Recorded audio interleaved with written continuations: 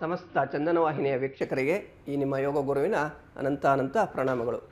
ವೀಕ್ಷಕರೇ, ಈ ದಿನ ಒಂದು ವಿಶಿಷ್ಟವಾಗಿರ್ತಕ್ಕಂಥ ನಮಸ್ಕಾರದ ಬಗ್ಗೆ ನಾವು ಪರಿಚಯ ಮಾಡ್ಕೊಳ್ಳೋಣ. ಈ ನಮಸ್ಕಾರದ ಹೆಸರು ಮೃತ್ಯುಂಜಯ ನಮಸ್ಕಾರ.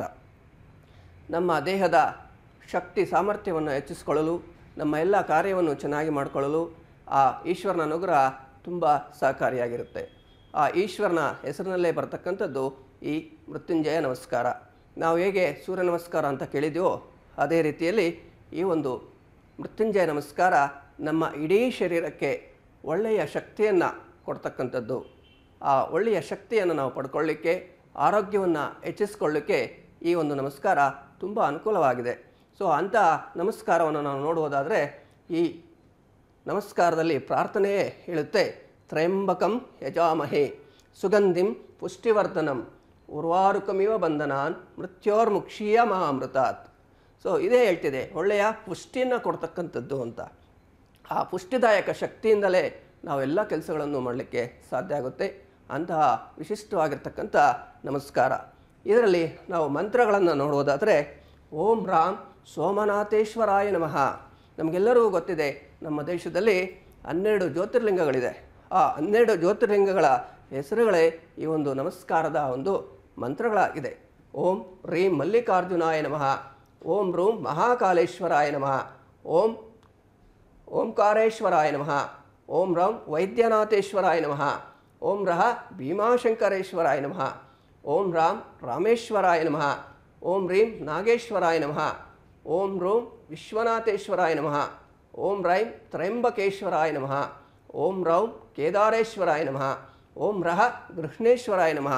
ಹೀಗೆ 12 ಜ್ಯೋತಿರ್ಲಿಂಗದ ಸ್ಮರಣೆಯೊಂದಿಗೆ ನಾವು ಈ ನಮಸ್ಕಾರ ಮಾಡೋದರಿಂದ ವಿಶೇಷವಾಗಿ ಇನ್ನೂ ನಾವು ತಿಳ್ಕೋಬೇಕು, ಈ 12 ಜ್ಯೋತಿರ್ಲಿಂಗದ ಸ್ಮರಣೆ ಮಾತ್ರದಲ್ಲೇ 7 ಜನ್ಮದ ಪಾಪಗಳು ನಿವಾರಣೆ ಆಗುತ್ತೆ ಅಂತ ನಮಗೆ ಶಂಕರಾಚಾರ್ಯರು ಒಂದು ಸ್ತೋತ್ರದಲ್ಲಿ ಕೊಟ್ಟಿದ್ದಾರೆ.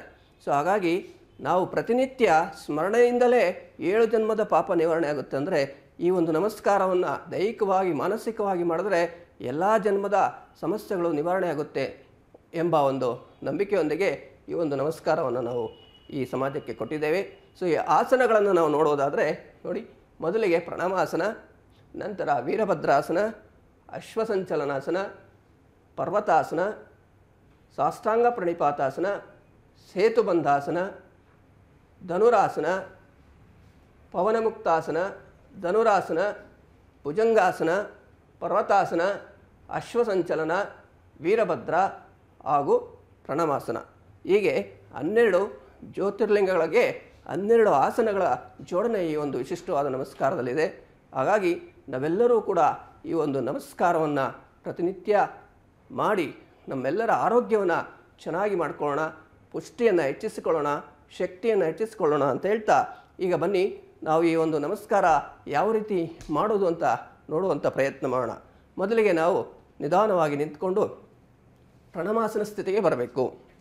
ಪ್ರಣಾಮಾಸನ ಅಂದರೆ 2 ಕಾಲನ್ನು ಜೋಡಿಸ್ಕೊಂಡು ಕೈಗಳನ್ನು, ಪ್ರಣಾಮಾಸನ ಅಂದರೆ ಕೈಗಳನ್ನು ಜೋಡಿಸಿ ಎದೆಯ ಮಧ್ಯಕ್ಕೆ ಇರಿಸ್ಕೋಬೇಕು. ಮೊಣಕೈ ನೆಲಕ್ಕೆ ಸಮಾನಾಂತರವಾಗಿರಬೇಕು. ಮೃದುವಾಗಿ ಕಣ್ಮುಚ್ಚಿ ಈ ಒಂದು ಸ್ಥಿತಿಯಲ್ಲಿ ಪ್ರಾರ್ಥನೆಯನ್ನು ಮಾಡ್ತೇವೆ. ಪ್ರಾರ್ಥನೆಯಿಂದ ಪ್ರಾರಂಭ ಮಾಡೋಣ. ಓಂ ತ್ರಯಂಬಕಂ ಯಜಾಮಹೇ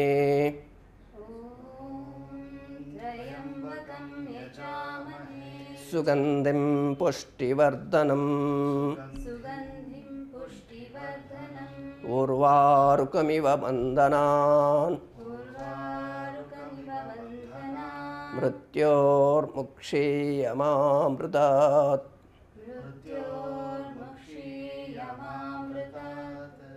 ಓಂ ರಾಂ ಸೋಮನಾಥೇಶ್ವರಾಯ ನಮಃ.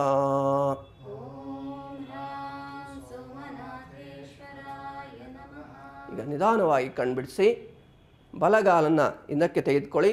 ವೀರಭದ್ರಾಸನ, ಬಲಗಾಲನ್ನು ಹಿಂದಕ್ಕೆ ತೆಗೆದುಕೊಂಡು ಕೈಗಳನ್ನು ಚೆನ್ನಾಗಿ ಮೇಲಕ್ಕೆ ಚಾಚಬೇಕು, ದೃಷ್ಟಿ ಮುಂದಕ್ಕೆ. ಇದು ವೀರಭದ್ರಾಸನ ಮೊದಲನೇ ಹಂತ. ಎರಡನೇ ಹಂತ ಅಶ್ವಸಂಚಲನಾಸನ. ಕೈಗಳನ್ನು ಮುಂದಕ್ಕೆ ತೆಗೆದುಕೊಂಡು ಪಾದದ ಪಕ್ಕದಲ್ಲಿರಬೇಕು.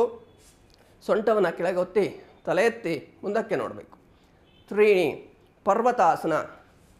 ಎಡಗಾಲನ್ನು ಹಿಂದಕ್ಕೆ ತೆಗೆದುಕೊಂಡು ಸೊಂಟವನ್ನು ಚೆನ್ನಾಗಿ ಕೆಳಗೆ ಹಾಕಿ ಮೇಲಕ್ಕೆ ಎತ್ತುತ್ತಾ ಸೊಂಟವನ್ನು ತಲೆಯನ್ನು ಕೆಳಗೆ ಹಾಕ್ತಾ ನಮ್ಮ ನಾಭಿಯ ಕಡೆ ಗಮನಿಸಬೇಕು. ಪರ್ವತ ನಮಗೆಲ್ಲರಿಗೂ ಗೊತ್ತು ಕೈಲಾಸ ಪರ್ವತ ಅಂತ. ಸೊ ಹಾಗೆ ಪರ್ವತವನ್ನು ನೆನೆಸ್ಕೊಳ್ತಾ ನಾವು ಈ ಆಸನ ಮಾಡೋದರಿಂದ ತಲೆಯ ಭಾಗಕ್ಕೆ ಒಳ್ಳೆಯ ರಕ್ತ ಸಂಚಾರವಾಗಿ ಮನಸ್ಸು ಶಾಂತವಾಗುತ್ತೆ. 4ನೇ ಹಂತದಲ್ಲಿ ಸಾಷ್ಟಾಂಗ ಪ್ರಣಿಪಾತಾಸನ. ನಮ್ಮೆಲ್ಲರ ಶಕ್ತಿಯನ್ನು ಆ ಈಶ್ವರನಲ್ಲಿ ಶರಣಾಗತಿಯನ್ನು ಮಾಡ್ತಕ್ಕಂಥದ್ದೇ ಸಾಷ್ಟಾಂಗ ಪ್ರಣಿಪಾತಾಸನ. ಈ ಆಸನದಲ್ಲಿ ಇಡೀ ಶರೀರಕ್ಕೆ ವಿಶ್ರಾಂತಿಯನ್ನು ಲಭಿಸಲು ಸಹಕಾರಿಯಾಗಿದೆ. ನಂತರ ನಿಧಾನ ಬಲಪಕ್ಕಕ್ಕೆ ಹೊರಳಿ ಹಾಗೆ ಬೆನ್ನಿನ ಮೇಲೆ ಮಲಗಿ ಕಾಲುಗಳನ್ನು ಮಡಚಿ ಸೇತುಬಂಧಾಸನ. ಸೊಂಟವನ್ನು ಮೇಲೆತ್ತಾ ಹೋಗಬೇಕು, ಸೇತುಬಂಧಾಸನ. ಹಾಗೆ ಪವನ ಮುಕ್ತಾಸನ. ಸೊಂಟ ಕೆಳಕ್ಕೆ, ಕಾಲು ಮೇಲಕ್ಕೆ, ಕೈಗಳಿಂದ ಮಂಡಿಯನ್ನು ಇಟ್ಕೊಂಡು ಗಲ್ಲದ ಭಾಗವನ್ನು ಮಂಡಿಗೆ ತಾಗಿಸುವುದರಿಂದ ಪವನ ಮುಕ್ತಾಸನ.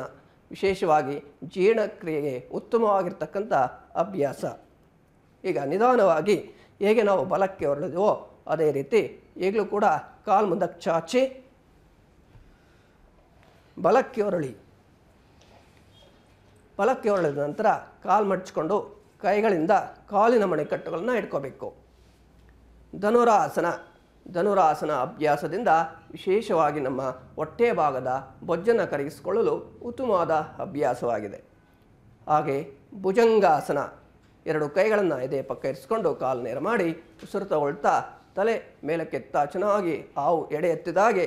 ನಮಗೆಲ್ಲ ಗೊತ್ತು ಶಿವನ ನಾಗಾಭರಣ ಅಂತ ಕರಿತೀವಿ. ಶಿವನ ಕತ್ತಿನಲ್ಲಿ ನಾಗಾಭರಣ ಅಂದರೆ ಹಾವು ಎಡೆ ಎತ್ತದಂತೆ ಇರತಕ್ಕಂಥ ಆಸನ. ಇದಕ್ಕೆ ಭುಜಂಗಾಸನ ಅಂತ ಕರಿತೀವಿ. ನಂತರ ಪರ್ವತಾಸನ. ಸೊಂಟದ ಭಾಗ ಚೆನ್ನಾಗಿ ಮೇಲಕ್ಕೆ, ಇಮ್ಮಡಿಗಳನ್ನು ಕೆಳಕ್ಕೆ, ತಲೆ ಕೆಳಕ್ಕೆ ಹಾಕ್ತೀವಿ. ಬಲಗಾಲನ್ನು ಎತ್ತಿ 2 ಕೈಗಳ ಮಧ್ಯೆ ಇಟ್ಕೋಬೇಕು. ಅಶ್ವಸಂಚಲನಾಸನ. ತದನಂತರ ವೀರಭದ್ರಾಸನ.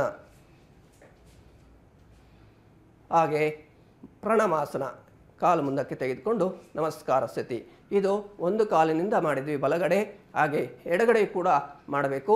ಹೀಗೆ ಆವರ್ತನವನ್ನು ಮುಂದುವರಿಸಿ 12 ನಮಸ್ಕಾರಗಳನ್ನು ಮಾಡುವಂಥದ್ದು ಪ್ರತೀತಿ. ಈಗ ಎಡಕ್ಕೆ ಒಮ್ಮೆ ನೋಡೋಣ. ಏಕಂ. ಎಡಗಾಲು ಹಿಂದಕ್ಕೆ, ಕೈಗಳು ಮೇಲಕ್ಕೆ. ದ್ವೇ. ಉಸಿರು ಹೊರ ಹಾಕುತ್ತಾ ಮುಂದಕ್ಕೆ. ತ್ರೀಣಿ ಪರ್ವತಾಸನ. ಚತ್ವಾರಿ ಸಾಷ್ಟಾಂಗ ಪ್ರಣಿಪಾತಾಸನ. ಹಾಗೆ ನಿಧಾನವಾಗಿ ಎಡಕ್ಕೆ ಹೊರಳಿ ಸೊಂಟವನ್ನು ಮೇಲೆತ್ತುವ ಪ್ರಯತ್ನ. ಸೇತುಬಂಧಾಸನ. ಪವನ ಮುಕ್ತಾಸನ. ಸಾಧ್ಯವಾದಷ್ಟು ಪ್ರಯತ್ನ ಮಾಡಿ ಗಲ್ಲವನ್ನು ಮಂಡಿಗೆ ತಾಗಿಸೋ ಪ್ರಯತ್ನ ಮಾಡಬೇಕು. ನಂತರ ಹಾಗೆ ಎಡಕ್ಕೆ ಹೊರಳಬೇಕು. ಯಾವಾಗ ಎಡಗಾಲನ್ನು ತೆಗೆದುಕೊಳ್ತೀವೋ ಆವಾಗ ಎಡಕ್ಕೆ ಹೊರಳಿದ್ರೆ ಮತ್ತೆ ಅದೇ ಪೂರ್ವಸ್ಥಿತಿಗೆ ಬರ್ತೇವೆ.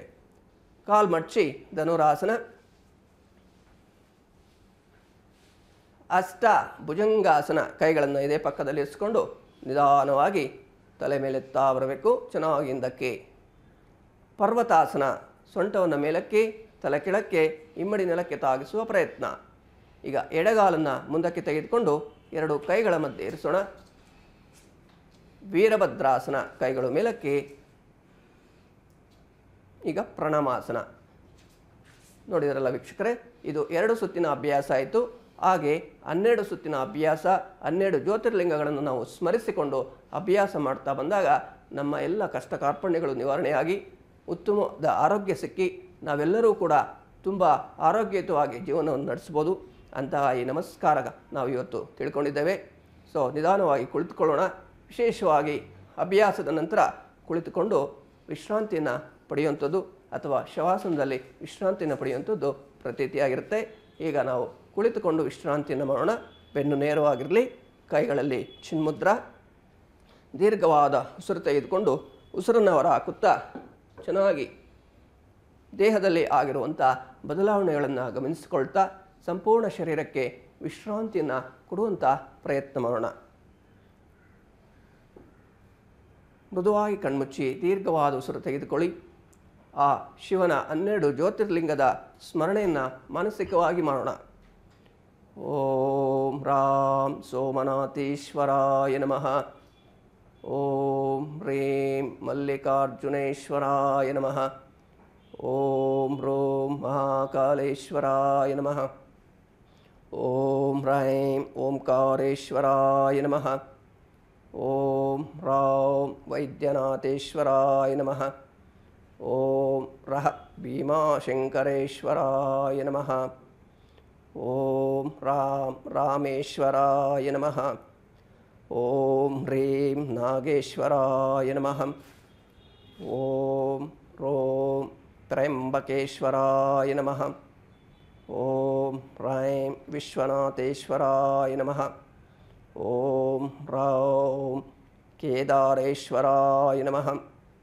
ಓಂ ರಃ ಕೃಷ್ಣೇಶ್ವರಾಯ ನಮಃ. ಓಂ ಶಾಂತಿ ಶಾಂತಿ ಶಾಂತಿ. ನಿಧಾನ ಎರಡು ಕೈಗಳನ್ನು ಮೃದುವಾಗಿ ಉಜ್ಜಿ ಕಣ್ಣಿನ ಮೇಲಿರಿಸಿ ನಂತರ ಕೆನೆ ಮೇಲೆ ಜಾರಿಸ್ತಾ ಕಣ್ಣನ್ನು ಬಿಡಿಸೋಣ. ವೀಕ್ಷಕರೇ, ಇದು ಅತ್ಯಂತ ವಿಶಿಷ್ಟವಾಗಿರ್ತಕ್ಕಂಥ ನಮಸ್ಕಾರ. ಆ ಶಿವನ ಕೃಪೆಯಿಂದ ಎಲ್ಲರೂ ಕೂಡ ನಿತ್ಯ ಯೋಗಾಭ್ಯಾಸವನ್ನು ಸೂಕ್ತ ಯೋಗ ಗುರುವಿನ ಸಹಕಾರದಿಂದ, ಯೋಗ ಗುರುವಿನ ಮಾರ್ಗದರ್ಶನದಿಂದ ನೀವು ಅಭ್ಯಾಸ ಮಾಡಿ ಎಲ್ಲರೂ ಆರೋಗ್ಯವಾಗಿರಿ, ಆನಂದವಾಗಿರಿ ಅಂತ ಹೇಳ್ತಾ ಇಂದಿನ ಸಂಚಿಕೆಯನ್ನು ಮುಕ್ತಾಯ ಮಾಡೋಣ. ಎಲ್ಲರಿಗೂ ಶುಭವಾಗಲಿ. ಧನ್ಯವಾದಗಳು.